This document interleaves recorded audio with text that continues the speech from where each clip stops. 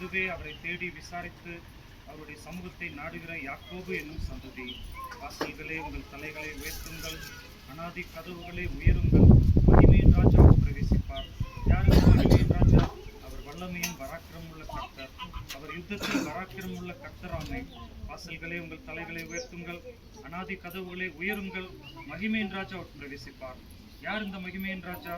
அவர் சேனைகளின் கர்த்தரானவர், அவரே மகிமையின் ராஜா.